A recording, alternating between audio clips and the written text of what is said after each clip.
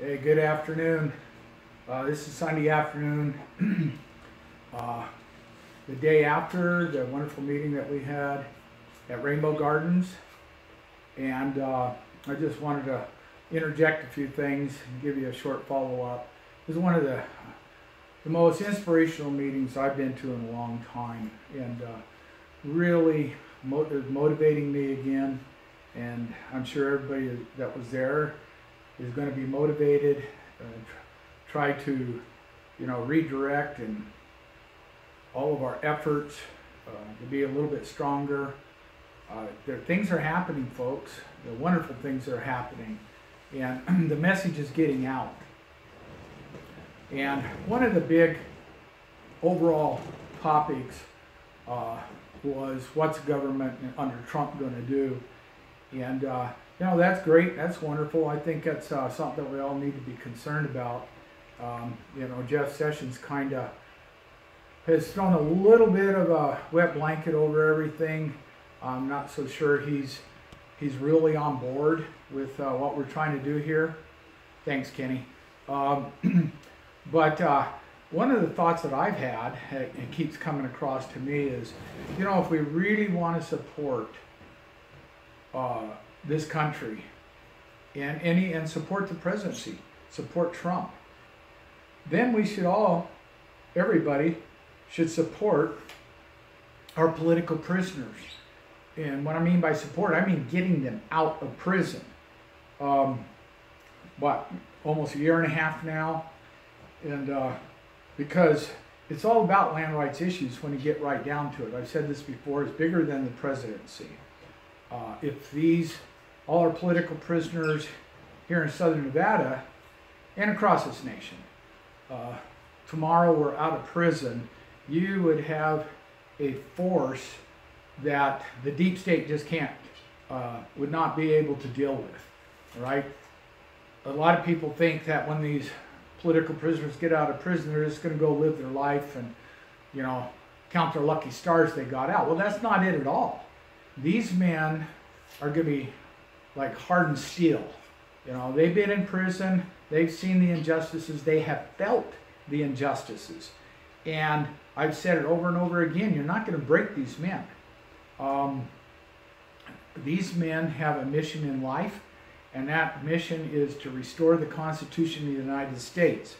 Now, Trump's got all kinds of obstacles in his way. I'm hoping he can overcome them, all right?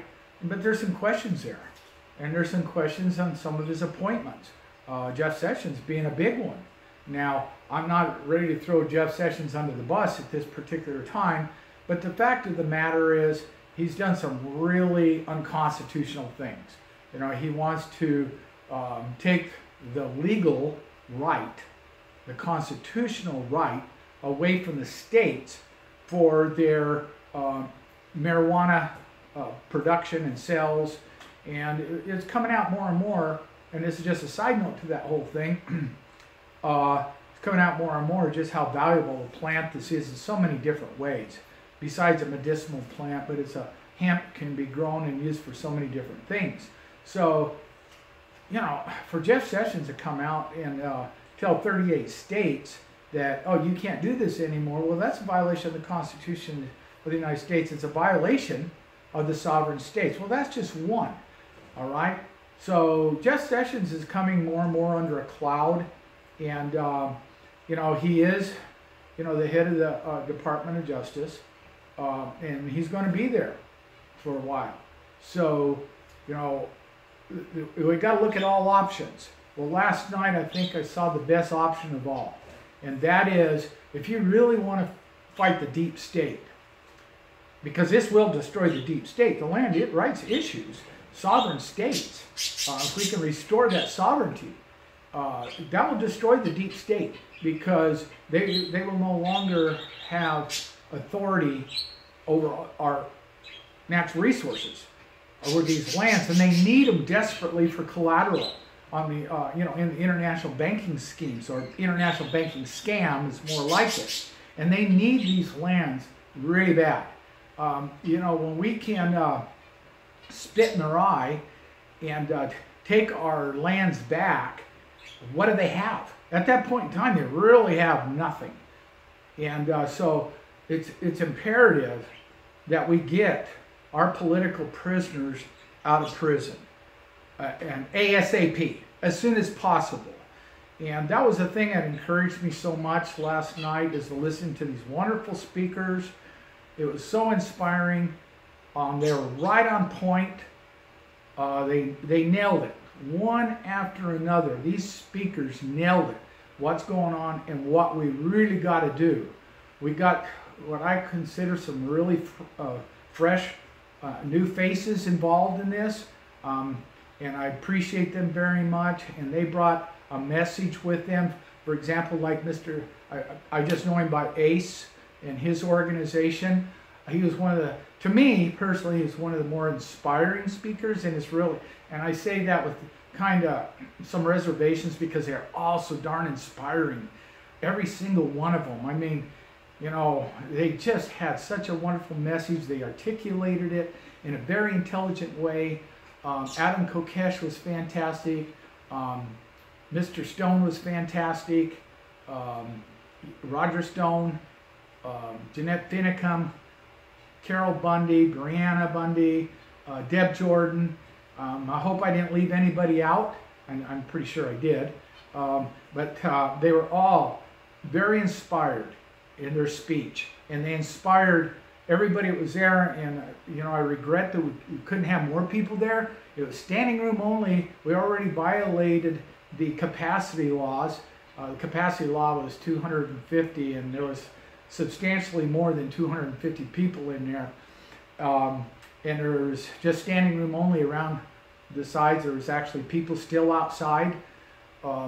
So yeah, you know, get the videos. They're up on YouTube. They're up on Facebook. So you can be as inspired as the rest of us were and watch those videos.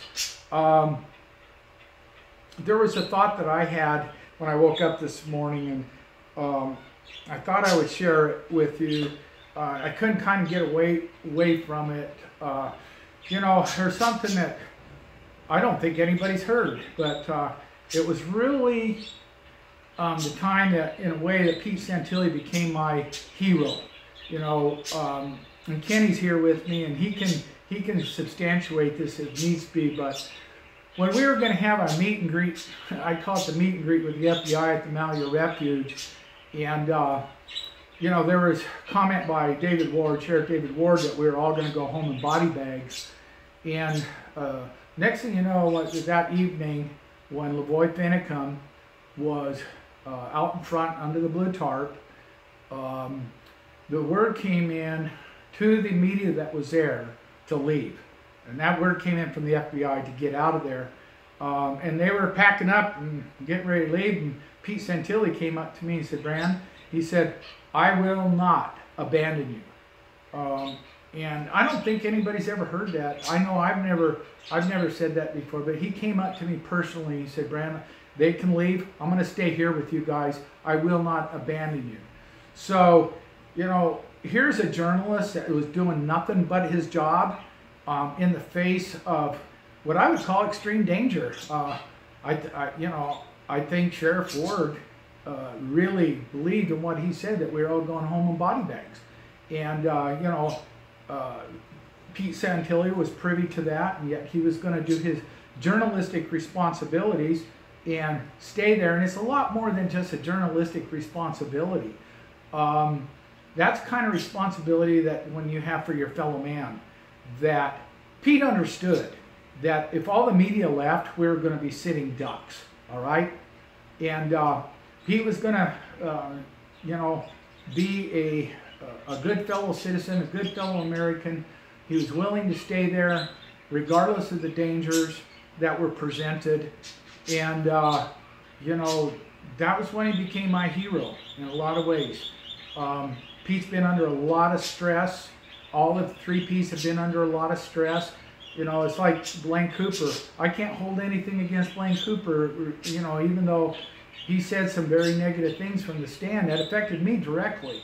But Blaine Cooper looked like hell on the stand. I'll guarantee you that he had been tortured, drugged,